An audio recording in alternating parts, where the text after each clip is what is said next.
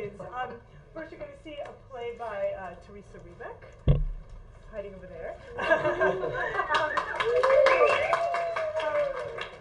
Untitled play. And then we're going to see Little Feet by Andrea Sohn, that's me. And then we're going to see At the Lark by Doug Cohen and Zoe Samuel. So, come on in. Hi, team, come on. Are we about to Can everybody see? Yeah, we don't want, I don't think we want any more people there.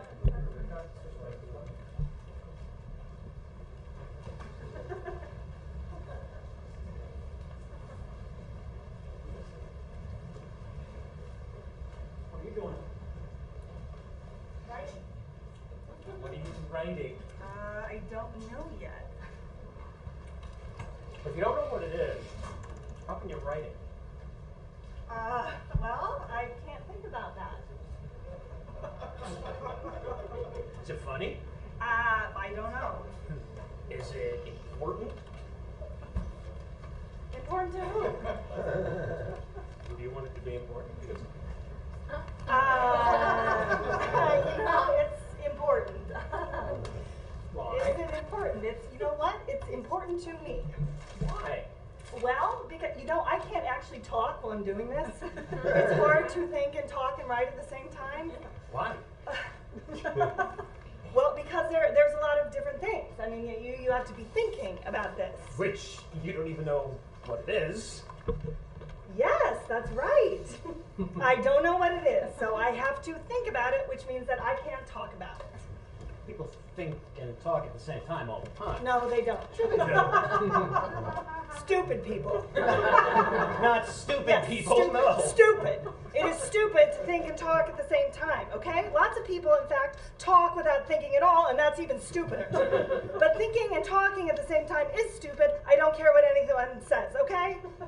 That's silly. I'm working, okay? I'm working. Doesn't look like you're working. Because you keep interrupting me. Well, does anyone pay you for it? Oh. All I'm saying. Okay, what do you want? What do you want? Well, nothing. Nothing? You want nothing? Really? You want nothing? You want nothing? Because you are making a lot of noise for someone who wants nothing. You're pretty defensive. What? I'm just saying, I'm on your side. I like you. I asked a few simple questions. You can't even answer a few simple questions. Serious. This is serious. Whatever you're doing there, you can't even begin to explain it to me. And I like you. The world is not going to be quite so forgiving. Okay. I see nothing, okay? My head is just blank. And then I start seeing things, and I don't know what they are. So I sort of look at them, and they're dark. Like they're in the basement of my mom's house when the lights aren't on. And it's that terrible moment when something might be alive, and so you have to go into the basement and find that pull string from that really old light bulb that is there, and you can't always find it. And if you move too fast and grab too fast, it blows away from you because it's just a string. So you're doing that. And then there are people who are kind of moving, and they start thinking, and you can hear their thoughts. So you write them down, and then you know more about them than they do, and so you can just shove them around a little bit, and then things are on a piece of paper, and all of a sudden there are real people in a room with you saying the words you found in a basement. And lights, and an audience, and they laugh.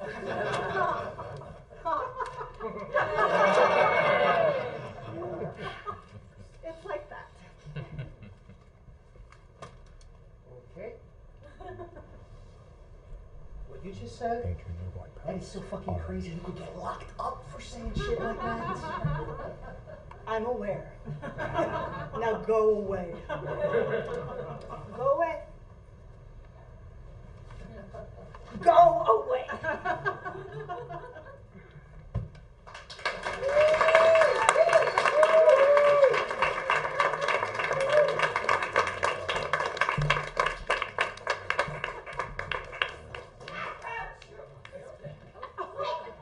Yo, mouse. You finding anything edible? Not much. I'm kind of lost. All these walls are so, disorientating. And it's frustratingly clean. Yeah, it was so much more convenient when things were just piled up on top of each other. Everything's different. Hey, I found a box of Cheez-Its hidden under this Lloyd guy's desk over here. Well, maybe not so different. Though their hieroglyph technique has really advanced. Hey, don't lick that. It could be laced with boric acid. Oh! Really? They do that? What happened to creating a safe space for everyone? Is there no place for us anymore? Well, they didn't exactly offer us a ride over in a box of crackers, did they? And didn't even pack us using chewable cardboard, just the plastic bins. I hate plastic bins. My sister, she got trapped in one once. I had to eat 5 of her legs off to get out. Well, they couldn't ditch us, could they? We found them, even if it took a year. Hey, you think they got, new mice and roaches now? Yeah, like maybe they're on Broadway and Robin Williams, he plays me. Hello? Yeah. Hello? Anyone?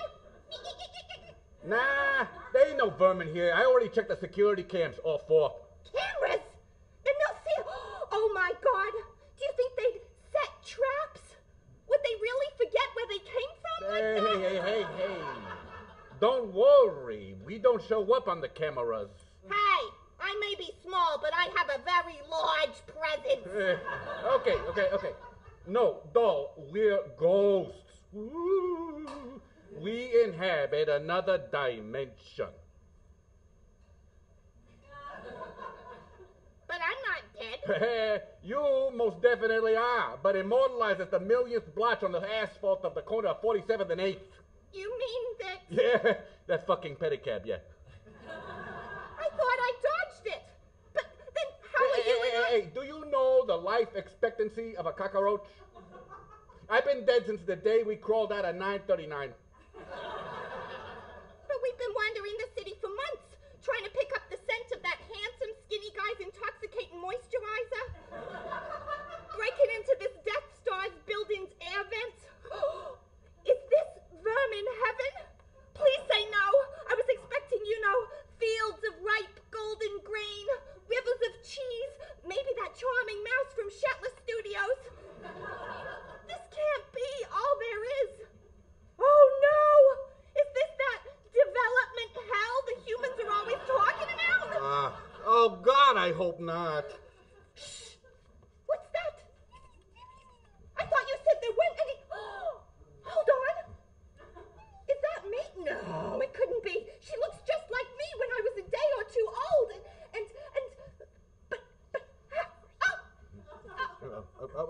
She's a first draft. Don't worry, you get better. But that's me too, and that's you. Are they ghosts too? Ghost is just another word for a memory. That looks like me right after I ate that styrofoam peanut. God, I'm green. Hey, there's every single version of you, even the messy ones. There's always gonna come along with you, even if you shed your old skin or old walls. They're in your cells. It's just the exoskeleton you leave lying on the floor for human colonizers to step on barefoot in the middle of the night or crunch in their cereal. Okay, that's gross. But then we came all this way just to find out we're already here? Hey, sometimes you gotta look back at an early draft to remember why you did it all in the first place. So I'm the final version? There's still things I could fix. I'm not done. Hey, nothing's ever done, sweets. You just work with what you got till time runs out, and then you gotta transmogrify. Trans what? You mean die? Yes, I mean move on to the next phase, Torts. Evolve the form. So I gotta say goodbye to all this. Goodbye, Lark. Goodbye, Great Round Table Mountain. Goodbye, keyboard, where I left sweet, stinky stinky gifts for sweet Mayor Dralis. Goodbye, recycled paper beds. Goodbye. Hey, what is this? Our town? It's called New Play Development. Besides, we ain't going nowhere. These folks, they need us, so they don't forget who they really is. True. This place could use some scuffing up. Hey, pass the Cheez-Its, will ya? Wait, ghosts eat? Hey, sweetheart, you and me, we can always eat. We ain't never gonna stop being hungry. Come on.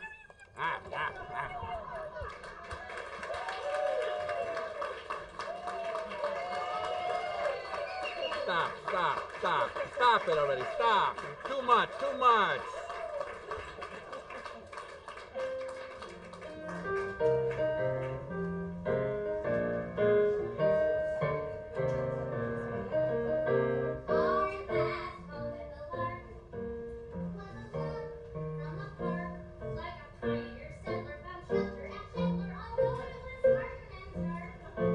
Free to a desk.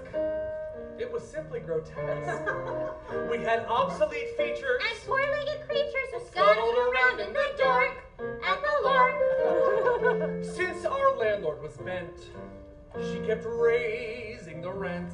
But the public demanded, and so we expanded, becoming the playwrights you had. Copit, Joseph, and Huang. Rebeck Hall, they all came along. They were bold and diverse, with no place to rehearse or to freely set paper to pen. So we moved. What again? John Eisner, co-founder, on a quest to find us a home to compete with the best. A place to enable a weekly round table. A reading, a beer gut, a writer's retreat, a haven for artists to grow at the Lark 2.0. So we're spreading the word. We're at West. West 43rd. If you're seeking a site that is spacious and light, Where the people are bright as the walls, come to brainstorm and think, have a rest, have a drink, and enjoy the cachet of presenting a play while you polish your storyline arc at the Lark. So join a community made to engage, To network, to get work from laptop to stage, to shepherd, to mentor, We're here at the center, producing, and writing, igniting a spark. so though you may think our song sucked, I'll learn and advise and instruct. without you we're totally fucked at the Lark.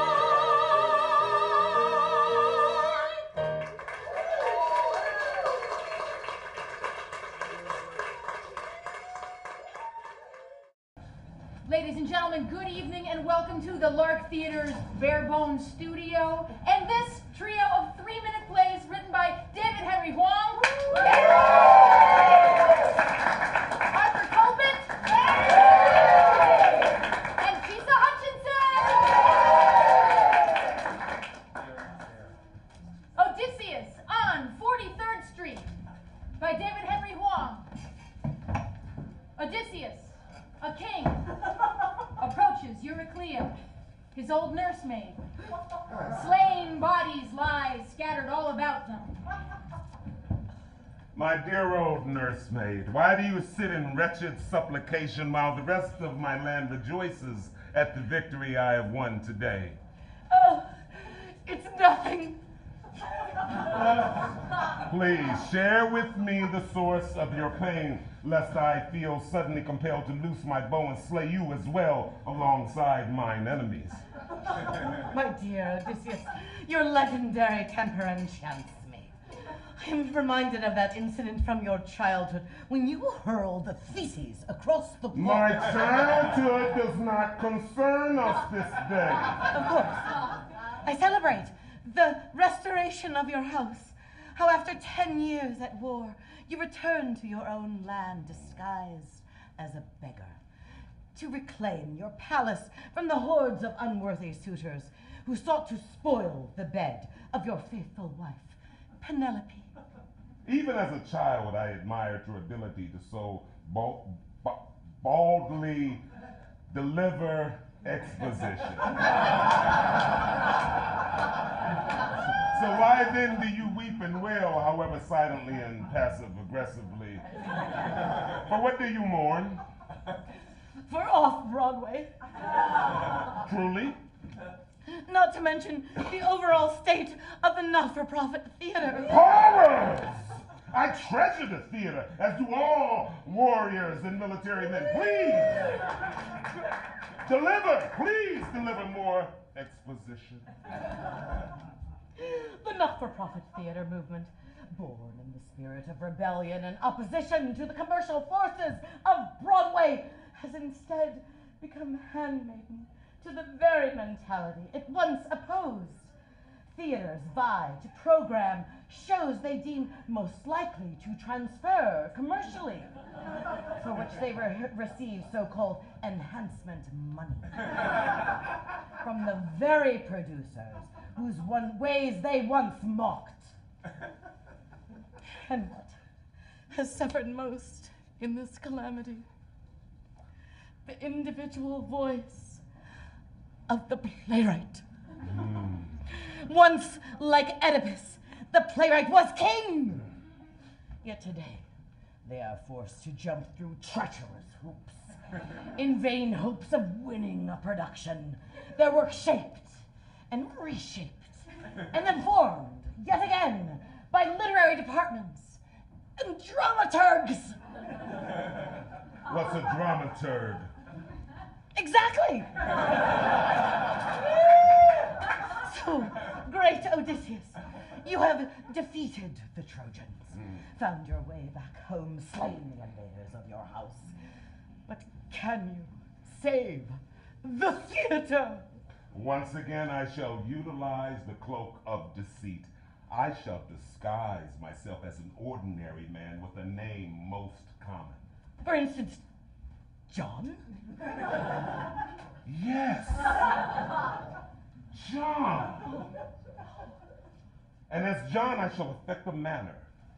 Gentle, soft-spoken, occasionally befuddled, with possible symptoms of attention deficit disorder. I see the very man before me now. Then, as John, I shall found... a theater! No! Less than a theater. A space. A space? In a crummy little building above a rather inauthentic Mexican restaurant, with creaky steps, the height of each surely not even up to code. But in such a space, what can you hope to achieve? Art. Nothing more, nothing less. Those seeking otherwise will avoid our playing spaces, so rough-hewn, so poorly insulated for sound. But to all those willing to share in our simplicity, we will provide a place where their voices will once again be honored. But what good can come from such words if no one hears them? Ah, but you see, therein lies my cunning. That is to say, John's. For when the writer's intention once again rings true, then the shabbiness of the playing space will disappear, and we will awaken one day, this company and I, to find the space itself transformed. Offices no longer shared with a real estate firm. Playing spaces flexible and beautifully lit. And so in this way, the very walls themselves will be remade through the power of art. If you can achieve this, it will be by far your greatest feat.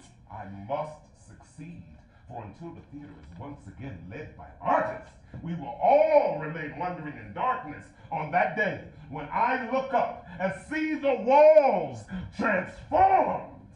Only then will I know that I have truly come home. Odysseus touches the walls of the new Lark Play Development Center. He falls to his knees. Fade to black.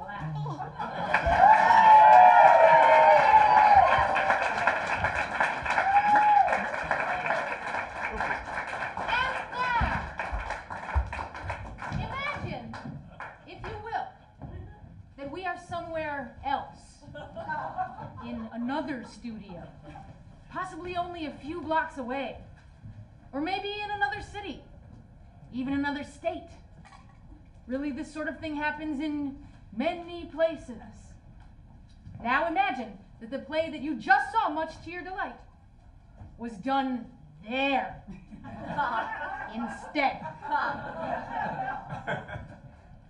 Odysseus on 43rd Street, a critique,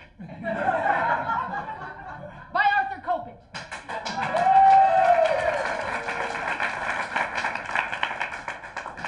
Starring David Henry Hwang as David Henry Hwang.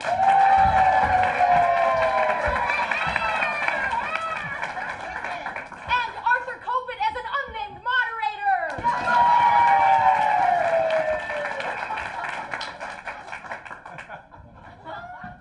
First, thank you all for coming.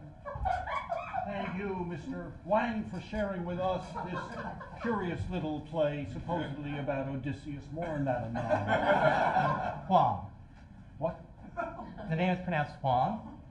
Did I not say that? You did not. Well, I'm extremely sorry. It's all right. Wang.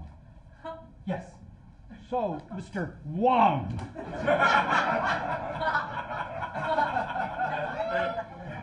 I take it that what we just saw was a first draft. Yeah. Well, that's good, because that's what it seemed. So why did you bring it here and force us all to sit through it? Well, I was hoping to, well, just sort of, hear it.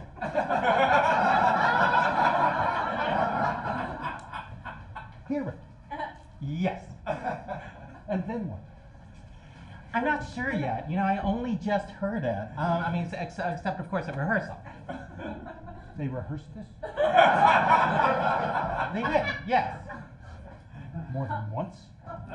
Yes. Interesting. Actually, I thought they did rather well. Under the circumstances, I'm sure they did. So, would you like some suggestions? About your play, what to do with it besides chuck it out, which, based on what we saw, might not be such a bad idea. Right, thank you. Unfortunately, based on the way this seems to be going, I'm not sure that suggestions from you are exactly what I need right now. Well, why don't I give you some anyway? I mean, why else are we here? If all you wanted was to hear it, you could have heard it yourself. Ask some friends to come in, if you have any. Let them read those two parts, but no, you asked us to read it here. So here's what I think. First, I think your play is too long. Too long? Way too long. What was it, 10 minutes? 3. Well, it felt like 20. In large part because it's mostly exposition, which, oddly enough, you seemed shamelessly aware of. Yeah, because that's the way it's supposed to be. And we're supposed to be amused by this? Well, actually, I was sort of, hoping that, that people would be amused. Let's see. How many of you were amused?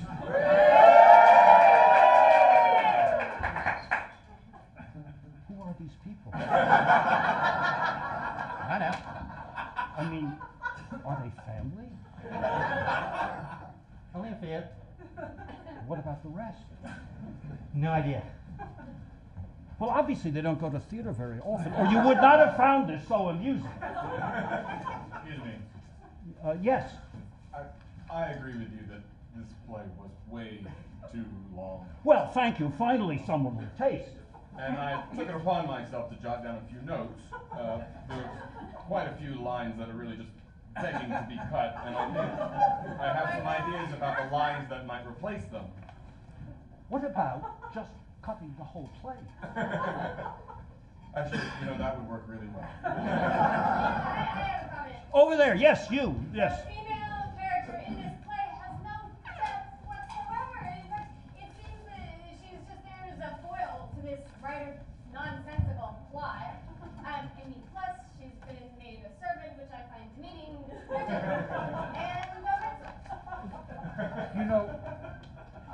believe she may have a point. What do you think? I think I've made a terrible mistake. In writing this play? No, in bringing it here. I'm sorry, wait a minute. Mr. Wong, where are you going? Where I should have gone in the first place. Well, clearly the man can't take criticism. Oh, well, it's his loss. Anyway, we have a few moments left, so why don't we talk about, say, Hamlet, one of the world's most overrated plays. Indeed, I am currently at work on a book dealing with other extremely overrated plays, like Waiting for Godot. I mean, truly, does anyone here ever want to see that again? And with that, the lights begin to dim. Something's happening to the lights. Or is it just me? Funny, you all seem to be fading. And now it is completely dark. Could someone please turn on the lights? I've always been rather afraid of the dark. Not sure why. And that is how our little tale ends. With one man floundering in the dark. Help! Help! Help!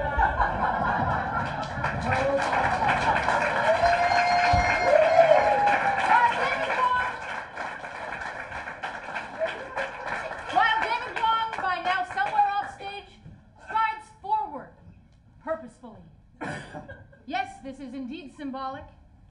And yes, that is generally not the best way to end a play. Still, sometimes that's the best we can do. And one just has to live with that. End of play!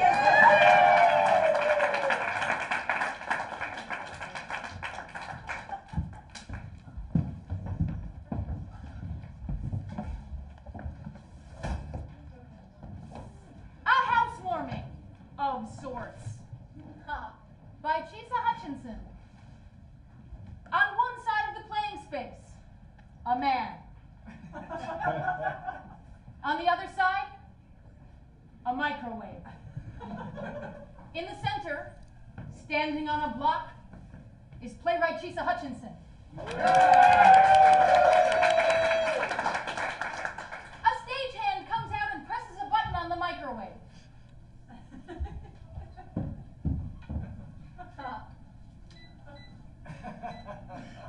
Thomas Newman's Any Other Name begins to play. The man standing on the one side begins walking no style toward the microwave. Chisa holds up the first board. These guys asked me to write a 3-minute play. Nothing gets you thinking about the bare essentials of a play quite like a 3-minute time limit. In plays, people want things, right? And by the end, they either get them or they don't, accomplish a goal or fail in the process. A heartbreaking, thought-provoking, hilarious, or at least mildly entertaining process. So I thought, what can a person accomplish in 3 minutes? Embarrassingly enough, the first thing that popped into my head was, well, popcorn. A person can make popcorn in 3 minutes.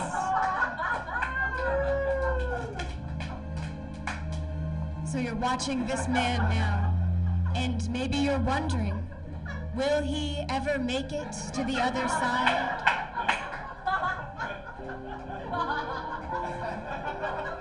Will he get his popcorn?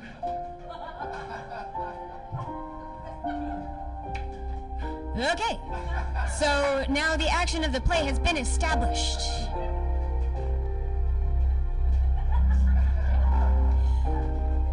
Which leaves us us with a little time to reflect on this beautiful new space and all the wonderful things that can happen in it. We can meditate on theater as an art form, on its nuance and its purpose. What would this play, for example, lose as a short film? What makes it different from an art installation? Why would it do dance a disservice? And what gives it meaning? The answer, I believe, lies somewhere in the faint aroma of salty, buttery, popcorny goodness presently permeating the space. Something that invades your brain and lodges an idea in a most insidious, visceral, olfactory way. The idea that you kinda want some I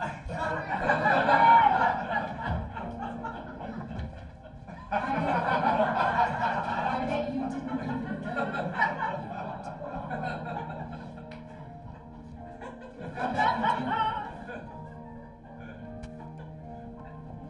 And that, I think, is the whole point of theater. To make you hungry.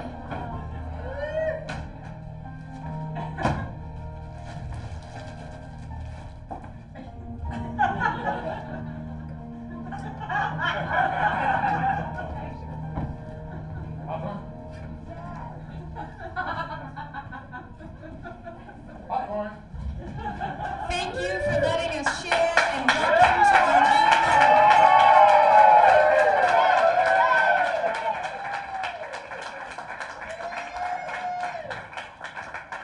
Please give a round of applause to the players. Playwright Chisa Hutchinson as Playwright Chisa Hutchinson.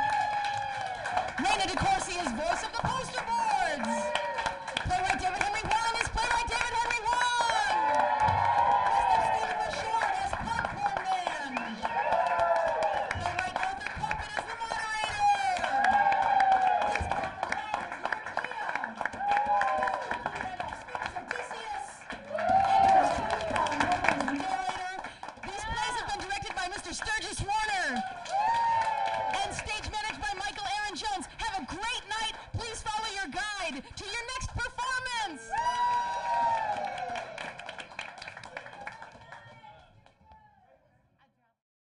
This kind of excitable, chaotic, crazy, crowded evening of plays and of acting and of writing and of hanging out together, which seems to be very fitting for a grand opening for the Lark. I mean, this is actually what we're all about in a very accelerated version. It's actually not this crowded most of the times, and not so many cameras around either, and cables and people with headsets. But are we ready to begin? I want to introduce the first play this evening, which is written by the great Tina Howe, and it's called Sheep May Safely Graze, but Not Today.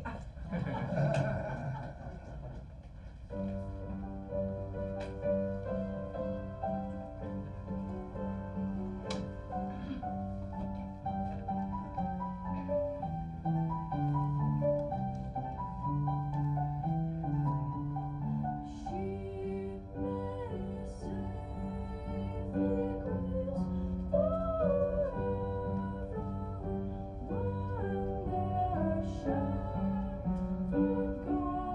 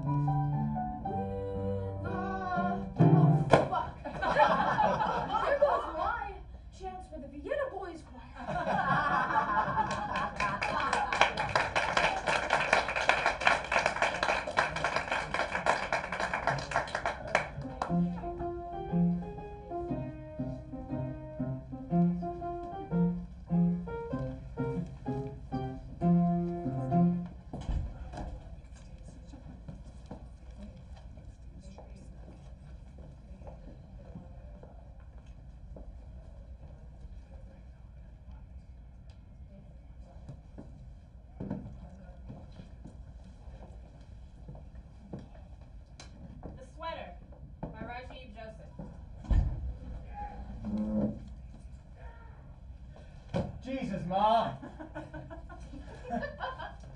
You scared me.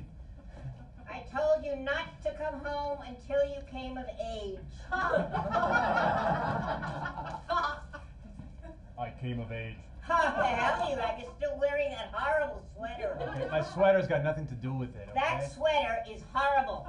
It used to be green and now it's brown. Disgusting. Ugh. It's just comfortable, and I wish It's you'd a just horrible sweater. I say it's a horrible sweater. Where did you go? I went and worked on a turkey farm. What did you do there? I helped out with the Thanksgiving rush. I killed a lot of turkeys, Mom. I killed a lot of turkeys. That's okay. That it's the life cycle. Blood on my hands. Blood on my That's hands. enough of that. It's turkey blood anyway. They don't feel pain. Everything feels pain. Turkeys don't feel pain. They do too. Turkeys have feelings.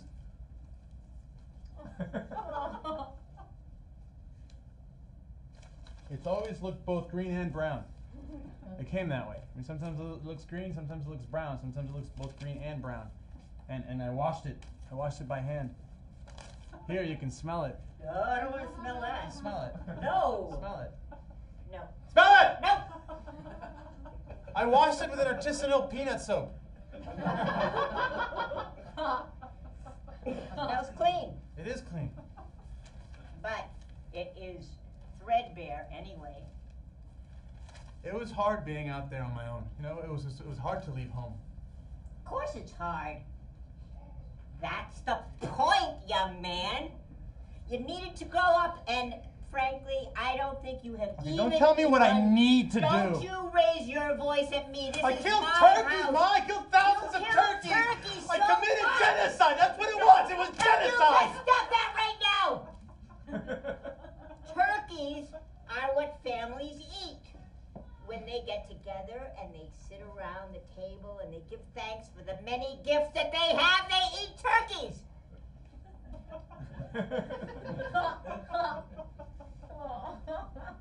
Were you alone this year, Mom? Well, there wasn't anyone else here. Christmas too? Well, you know, I don't give much thought to these holidays. It's hard when you're out there on your own, you know, sometimes you need something to remind you to come home. Are you hungry? I could eat, Ma. I could eat. There's chicken. Chicken's good, Ma.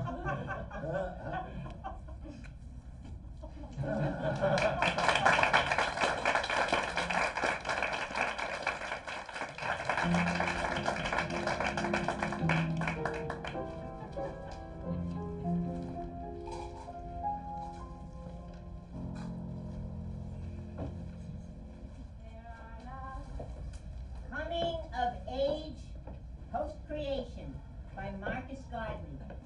Many things in life you can be sure of. Might as well put that thumb in your mouth. Ain't a car coming this way till morning. It's evening yet. Everybody that got wheels is home, rolling their eyes deep into a dream. I knows that. I knows everybody's home. Where you think I'm headed? For trouble by the looks of you. And what town you from, gal? None of your business, Bill, so stay the hell out. Oh, you got lip. Well, I likes a gal with lip. And thighs, and hips, and rump, and a bosom that can knock out my teeth. Oh, what your town put in their water to make you grow so ripe, huh? Piss and shit with a touch of salt. That's explain why you so salty. And what folks call you? Evil. Evil? I hope that's short for Evelyn. It's not. It's just short and to the point, because so am I. Pass me an apple. I'm hungry as a toothless dog with a new bone. Can't you read the sign? It say, he had a sign that said no picking. Apple picking is forbidden on this tree. Well, what's the point of having apples on a tree if you can't pick them? Cause that's the point of the tree, is not to pick from it. It's a picky tree. It picks people, it don't get picked. The first time a woman picked from this tree, she gave the fruit to her old man. And they both got so smart, they realized they was naked and started fucking each other. The two fuckers made so much noise that God kicked them out their apartment with the garden terrace. And the woman ended up pregnant and was homeless and on the street. And I mean, they ain't had no work experience except for caring for animals, and you know, that didn't get them far. You see, there were no zoos back then. The next fool to pick from this forbidden tree was named Paris. Now, this prince took a golden delicious from a goddess and gave it away to the most beautiful woman I've ever seen. Now, the only thing was, she was the wife of a mafia kingpin. And he killed thousands of men just to get her back, causing one of the biggest wars in history. There's only been one time this tree picked somebody.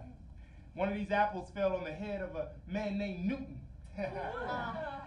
And from that, we got the law called gravity. Now that's a good instance. That's what happens when an apple picks to somebody. Bullshit. Folks knew about gravity long before an apple hit Newton on his noggin. He just put gravity in pretty words and put it on paper. Made it law. He ain't no smarter than a box of hair. That tree didn't pick him. Newton can go eat figs. Trees don't pick folks' fates. Folks' fates are already picked. That woman fed her husband an apple because that's the nature of some women. They just like to feed these men. And you can't blame a man for loving a woman once he starts to eating the food. And that Prince Paris, I can't even be stiff-lipped at him for giving that gold and delicious to the most beautiful woman I've ever seen. That too is the nature of some men. When they see a beautiful thing, they just got to put their hands on it. A man can't help himself. My point be this. Trees don't do no picking. People do.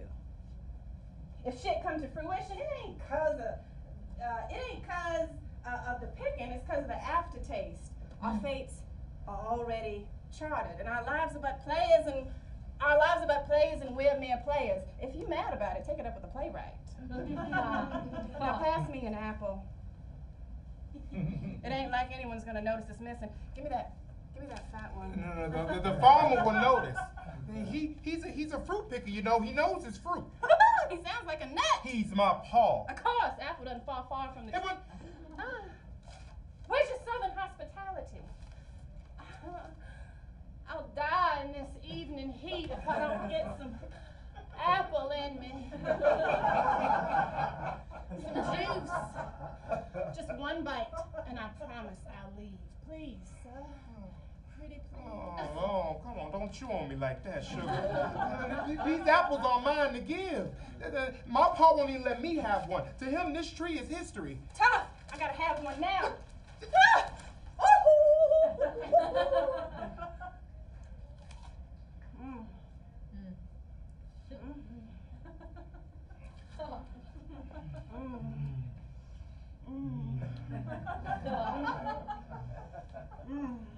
Well, ain't this peachy? You got me folded up in your arms, and I don't even know your name yet. A damn fool. The minute I saw you, I knew it too. You my fate, ain't you? You supposed to be my paradise. Probably. But ain't that how these stories turn? Woman is in need. She lost and fragile. A man tries to save her, but she's too dumb for her own good. And there's the snake. Don't forget the snake. The snake comes in to entice you. But, cause you're dumb as doorknobs. Oh, that's funny. I guess I shouldn't have killed him then. The snake. What? Wait a minute, you killed the snake? You can't do that, that's rewriting. You can't kill the devil. You men always get to slay dragons, why can't a woman? Cause you's a woman. You don't get to rewrite. You lucky we let you write it all. Your job is to reproduce. See, that's why you don't get productions. You don't follow instructions. Some things never change. But I love you, baby. You mean the world to me. Come on. You complete me, sugar. Baby, I'm the playwright. This time. I think it's time this story had a rewrite.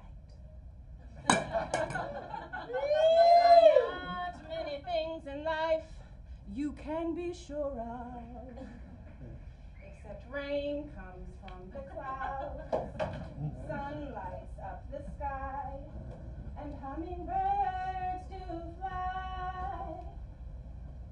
Winter turns to spring, a wounded heart will heal, but never much too soon, for everything will change.